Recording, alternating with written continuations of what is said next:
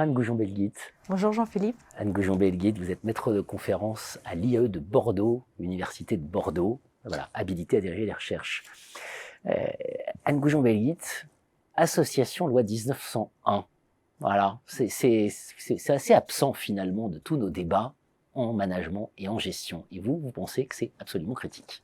Exactement. Et effectivement, c'est complètement absent, alors complètement, peut-être pas, mais c'est absent quand même des recherches qui sont menées par les enseignants-chercheurs. C'est absent aussi de la presse, on en parle très peu.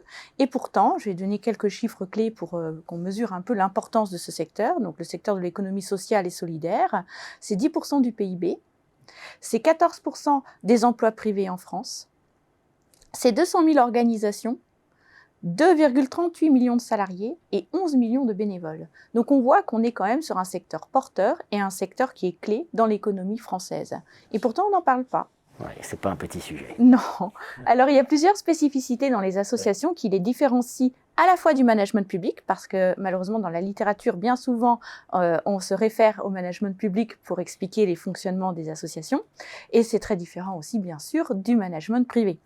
Alors, plusieurs choses. Déjà, dans la structuration de la gouvernance, on est sur un mode de gouvernance partenariale, avec donc un conseil d'administration et un bureau, donc avec le président, le trésorier, le secrétaire, et bien souvent, ce sont des bénévoles. Quelquefois, il y a aussi des salariés qui font partie de ces conseils d'administration.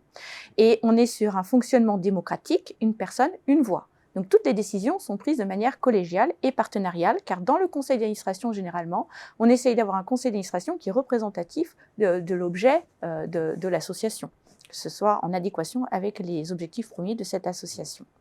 Deuxième spécificité, donc, je viens de le dire, il y a un mélange entre les salariés et les bénévoles.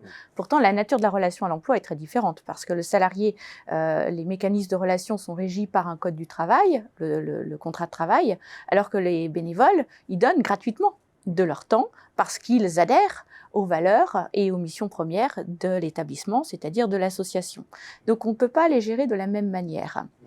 Pour autant, aujourd'hui, on parle beaucoup de professionnalisation des bénévoles. Pour moi, on va un peu trop vite en besogne, car si on professionnalise les bénévoles, il leur faut un contrat de travail. En fait, la question qu'il y a derrière, c'est la professionnalisation de la gestion des bénévoles, qui là est vraiment fondamentale et cruciale pour ces associations qui, quelquefois, sont en déficit de formalisation des procédures, même si elles fonctionnent bien, à un moment donné, il faut rendre visible leur action sur le terrain pour mieux les identifier, mieux les comprendre et surtout évaluer la performance à l'échelle d'un territoire. Alors, vous nous avez donné un petit aperçu de l'importance du sujet. Voilà, donc c'est important dans notre pays. Pour vous, aujourd'hui, les associations loi 1901 sont confrontées au défi de la transformation. Complètement. On s'aperçoit que les modalités de financement changent. On passe d'une logique de subvention, alors ça n'a pas disparu, mais c'est plus limité aujourd'hui, à une logique d'appel à projet.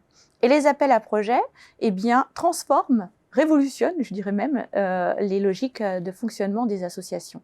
C'est-à-dire qu'elles doivent être crédibles pour répondre à ces appels à projets. Elles doivent apprendre à valoriser leurs activités, à mettre en place des indicateurs de performance pour justifier de la bonne allocation des ressources.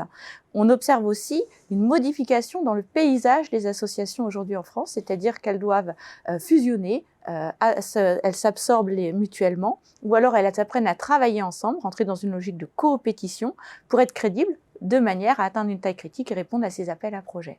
Donc on voit déjà une transformation majeure. La deuxième transformation majeure, comme je disais, c'est qu'on a besoin des bénévoles pour travailler. Et aujourd'hui, dans la presse, on a entendu parler un peu dans le secteur des EHPAD, par exemple, des difficultés qui sont rencontrées, des situations de burn-out de la part des aides-soignants, des soignants, des infirmiers, mais on oublie aussi les bénévoles. Et il y a des cas où les bénévoles sont aussi en situation de burn-out. Donc, que faire dans une situation difficile, alors même que les gens qui travaillent, que ce soit de manière bénévole ou salariale avec ces associations, sont convaincus du projet d'établissement. Ils ne sont pas là par hasard. C'est parce que c'est en correspondance avec leurs valeurs, avec ce qu'ils veulent faire vivre dans leur relation à l'emploi. Donc les associations loi 1901 ne sont plus à côté, si je vous suis bien, elles sont en plein dans la modernité. Et c'est ça l'enjeu. Et oui. Et je pense qu'on a beaucoup à apprendre des associations et qu'il faut travailler conjointement avec ces associations parce qu'elles le font très bien, sauf qu'elles ne savent pas le mettre en lumière. Donc il faut les aider pour mettre en lumière leurs pratiques qui sont plutôt pertinentes et performantes, qui sont issues de l'expérience, de l'histoire de ces associations dans cet ancrage territorial, où finalement, eh bien, par exemple, j'ai travaillé avec une association sur l'insertion professionnelle par le sport. Eh bien, le critère de performance, c'est pas forcément le nombre de personnes qui trouvent un emploi, mais c'est aussi le fait de rompre avec l'isolement social. C'est le fait de donner aussi un projet social à un individu. C'est le fait de l'accompagner sur la reconstruction de son identité. Et aujourd'hui, ces associations établissent des partenariats avec des entreprises, par exemple des banques, pour recruter, parce que autour du sport, il y a des valeurs, et donc on va recruter des personnes sur ce qu'on appelle des soft skills, c'est-à-dire des traits de la personnalité, par exemple le fait de persévérer, enfin toutes les valeurs en lien avec le sport sont utiles dans le domaine professionnel. À l'heure où toutes les entreprises s'envisagent comme des sociétés à mission, voilà, rappelons que les associations, par définition, sont des entreprises au sens entrepreneurial, à mission, par définition. Merci Anne. Merci Jean-Philippe.